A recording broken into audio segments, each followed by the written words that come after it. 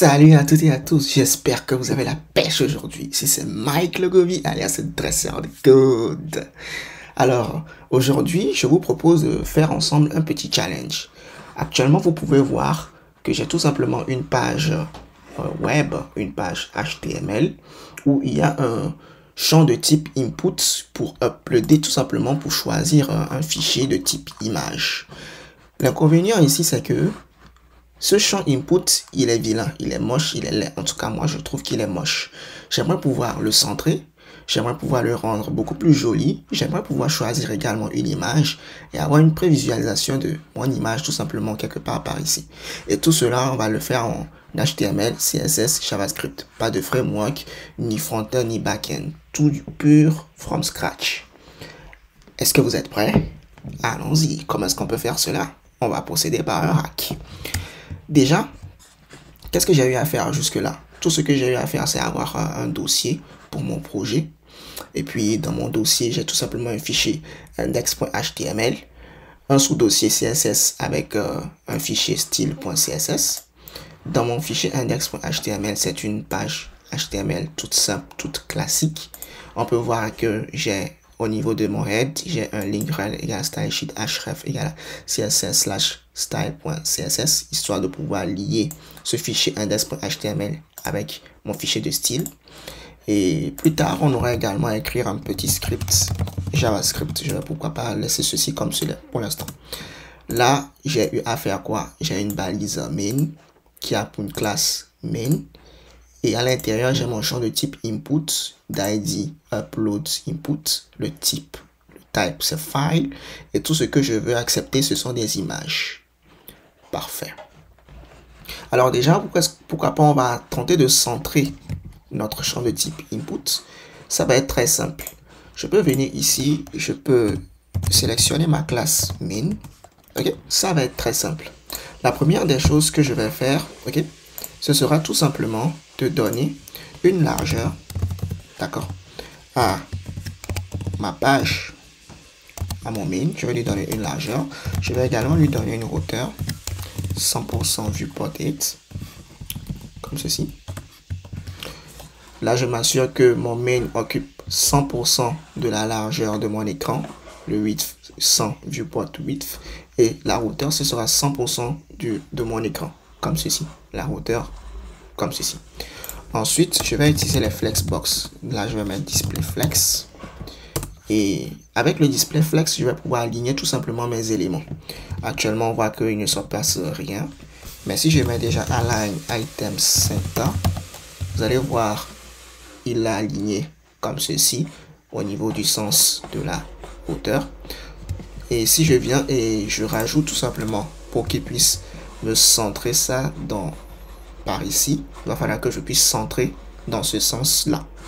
Et pour cela, je peux tout simplement faire justify content center. Et vous allez voir, il est tout au milieu maintenant. Parfait. Maintenant, qu'est-ce que je vais faire? Je vais vous montrer un truc. Avec les champs de type input, vous avez la balise label que vous pouvez utiliser. Notre hack va se baser tout simplement sur la balise label. Et label a pour attribut for. Et ce que vous avez aussi au niveau du for, il suffit juste de mettre ici ce que vous avez au niveau du upload input, au niveau de ID de votre input. Vous prenez ceci, vous copiez ça, hop, et puis vous collez, comme ceci. Là, je peux mettre par exemple upload file comme label. Donc, si on vient ici, vous voyez que là, j'ai mon upload file. Mais vous allez remarquer que si je clique sur upload file, c'est de la même manière, ça provoque le même effet que si je clique sur mon input. Est-ce que vous voyez? Parfait. Donc, qu'est-ce que cela veut dire? Cela veut dire que si je veux que ceci soit mon bouton, il me suffit juste de cacher pour l'instant celui-là. Okay? Je dois le cacher et je vais juste styliser mon label pour avoir quelque chose de beaucoup plus joli. D'accord? Donc, pour ce faire, là, j'ai mon upload inputs comme ceci. Je peux venir là, je peux dire, je vais viser tout simplement mon input. Mon input, je veux le cacher. Bon, pour le cacher, il y a plusieurs manières. Je peux utiliser tout simplement Visibility Hidden.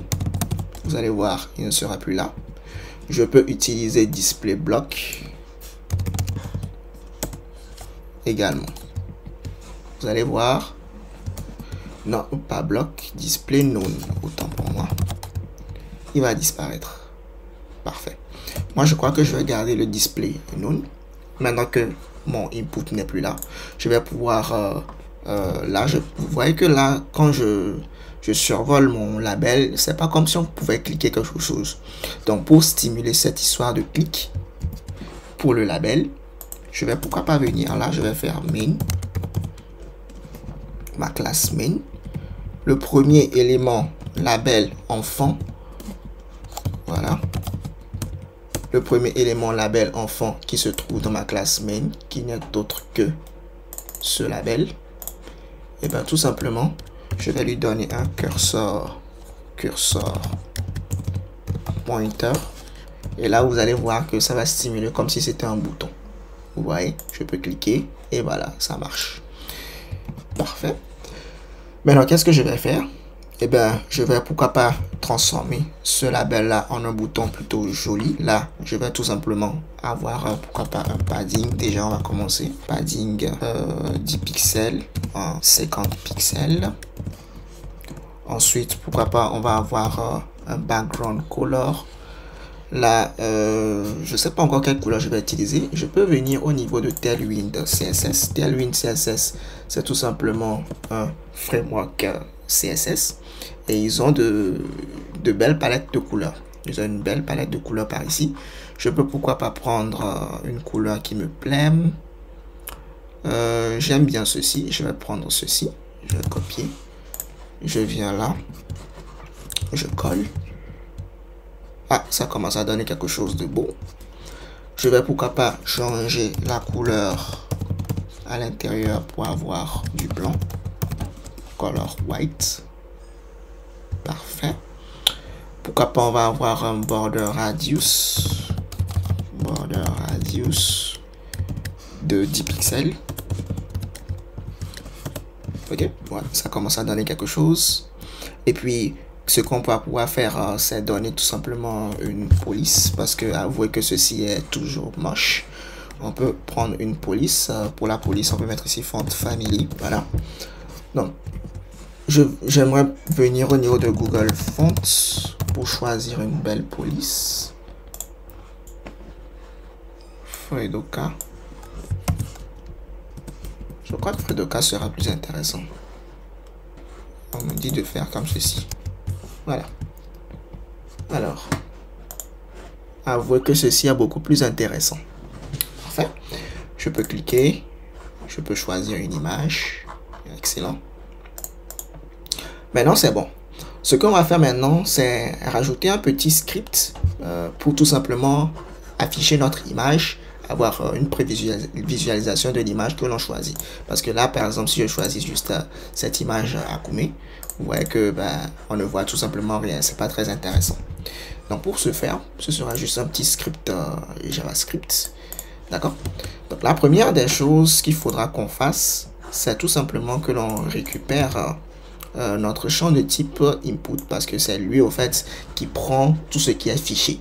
Donc il faudra qu'on récupère notre champ de type input, qu'on récupère le fichier qui est à l'intérieur et que l'on puisse l'afficher tout simplement au niveau d'une balise img comme ceci.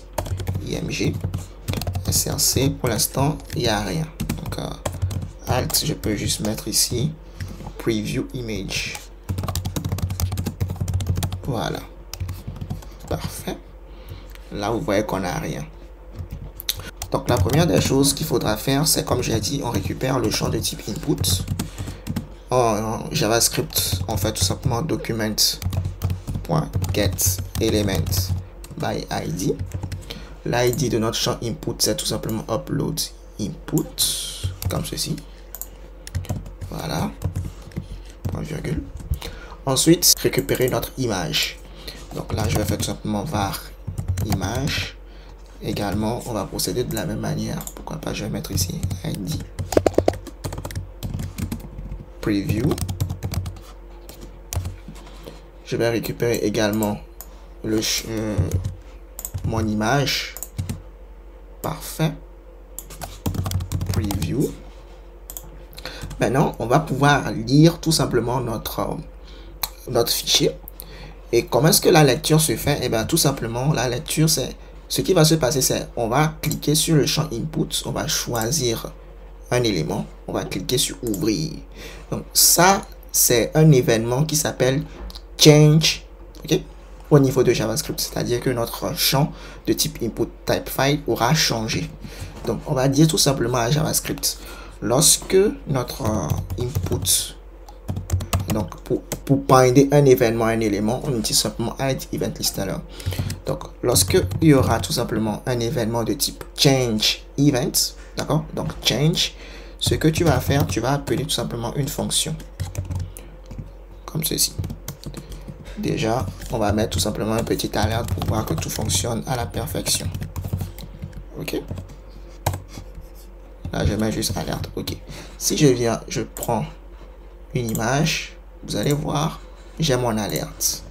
Très bien. Donc là, ce qu'il va falloir faire, c'est que je récupère maintenant le fichier qui aurait été uploadé. Donc, je vais prendre File au niveau de mon input. On récupère tout simplement le premier fichier comme ceci, input.files 0. Ensuite, il va falloir que l'on lise au fait ce fichier là. Comment est-ce que l'on fait? Tout simplement, il faut avoir un reader, un lecteur de fichier. Au niveau de JavaScript, c'est file reader. On va lui créer une instance new et on va dire que notre reader on load end, lorsque tu auras fini de lire tout simplement le fichier, voici ce que tu vas faire. Donc pour l'instant, nous, tout ce qu'on aura à faire, c'est, on va lui dire que lorsqu'il aura fini de lire, tout ce qu'il va faire, c'est alerte reading lecture terminée. Désolé pour les accents. Et pour que on puisse commencer la lecture du fichier, il faut passer par reader. Il faut commencer au fait la lecture du fichier. Donc, quel fichier est-ce qu'il faut lire? C'est tout simplement ce fichier-là. Read, on va faire read as data URL. C'est ce fichier. File. Et hop. Upload. Ouvrir. Lecture terminée. Excellent. Maintenant, tout ce qui reste à faire, c'est prendre notre image, prendre la source et faire tout simplement un reader. Notre reader, on va prendre le résultat qui aurait été trouvé, comme ceci.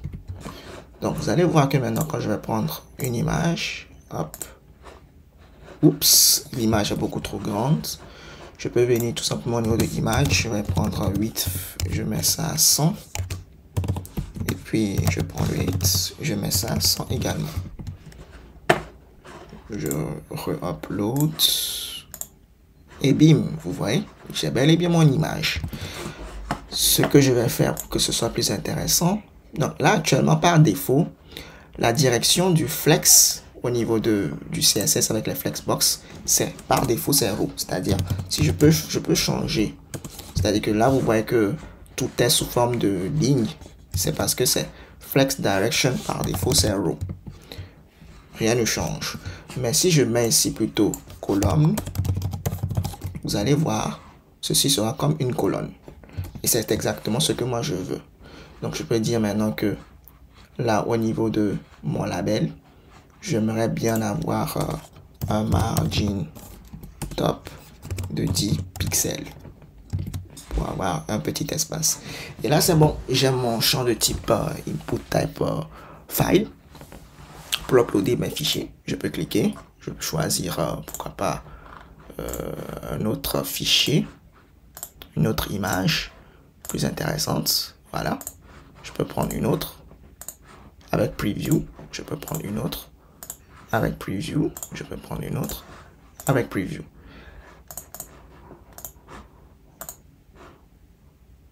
Donc ce sera pour tout pour cette vidéo. Merci de l'avoir suivi.